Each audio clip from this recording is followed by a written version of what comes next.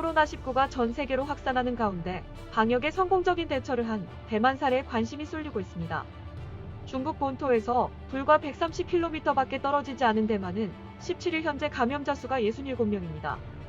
감염자도 대부분 중국 본토인이나 그 가족들로 차이잉원 총통은 엄격하고 신속한 대책으로 코로나 확산세를 잘 막아냈다는 평가를 받고 있습니다. 미 MBC 방송은 전 세계 100여 발병 국가 중 대만의 발병률이 50만 명당 1명으로 가장 낮다면서 대만의 방역 대책을 각국이 배워야 한다고 보도했습니다. 이번에 발휘한 대만의 신속한 대응력과 전문 능력은 2003년 사스 경험과 중국 정부 WHO에 대한 강한 불신에서 비롯됐습니다. 당초 이번 전염병 감염 상황은 발병 근원지인 중국과 이를 보고받는 WHO만 파악할 수 있었습니다. 그러나 감염 은폐를 시도한 중국 당국의 발표 수치는 믿을 수 없었습니다. 많은 전문가와 정보력을 갖춘 WHO도 중국과 마찬가지라는 불신감이 팽배했습니다. 이번 코로나 감염자 수는 중국을 포함해 이탈리아, 스페인, 이란, 한국 5개국이 전 세계 95%를 차지하고 있습니다. 이들 국가의 공통점은 중국과의 경제적 이익을 중시하면서 중국 정보를 신뢰하다 감염 대비 시기를 놓친 나라들입니다. 그러나 대만의 경우는 달랐습니다. 처음부터 중국 당국의 정보를 믿지 않았고 미국 질병예방통제센터의 지원을 통해 자체 대응에 나섰습니다. 대만은 지난 2003년 사스 발병 당시 중국의 발표만 믿고 초기 봉쇄 단계를 놓친 탓에 병원에서 집단 감염이 발생해 73명의 사망자를 냈습니다. 이번에는 사스 당시의 경험이 중요한 교훈이 됐습니다. 중국의 발표와 상관없이 감염에 대한 경각심과 위기의식을 높이고 방역 대책을 철저히 했던 겁니다.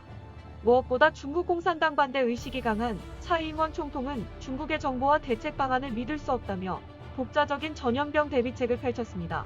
그리하여 미국 질병통제예방센터를 참고해 만든 방역사령탑 국가위생지휘센터를 진두지휘했습니다.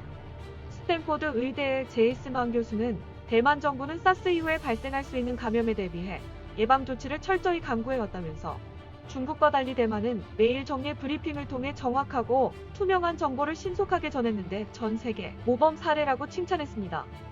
이번 코로나에 대해 대만 정부가 취한 또 다른 특징은 선제 대응이었습니다. 중국이나 WHO 발표를 믿고 있다가 문제가 커지면 수습하는 방식이 아니라 미리 문제를 예측하고 사전 조치를 한 겁니다. 중국 당국이 발병 초기의 정보를 통제하고 가짜 정보를 발표했지만 대만은 이를 믿지 않고 예상되는 문제의 원천을 과감하게 차단했습니다. 대만 내 1번 확진자가 발생한 직후인 1월 25일 대만은 자국 내 중국인 여행객에 조기 귀국 명령을 내렸습니다. 당시 대만 교통관광국 통계에 따르면 359개 단체 여행팀을 통해 6,511명의 중국인이 대만에서 관광 중이었습니다. 2월 7일에는 14일 이내 중국 방문 이력이 있는 외국인의 입국을 금지했습니다.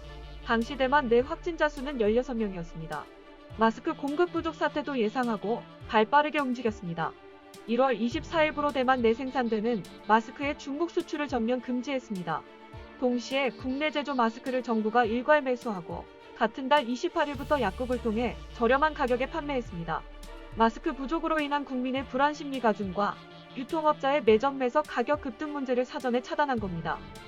한국과는 대조적인 조치였습니다.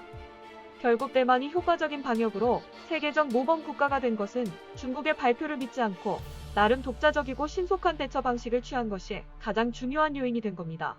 미국 후버연구소의 역사학자 빅터 데이비스 헨스는 팍스뉴스에서 중국 공산당 정부는 14억 자국민뿐만 아니라 전 세계에 매우 큰 생존 위협이 되고 있다면서 공산당이 거짓말을 한 대가는 처참하다. 더불어 이러한 거짓말을 믿고 대처한 각국 국민들은 큰 위험에 빠지게 될 것이라고 지적했습니다.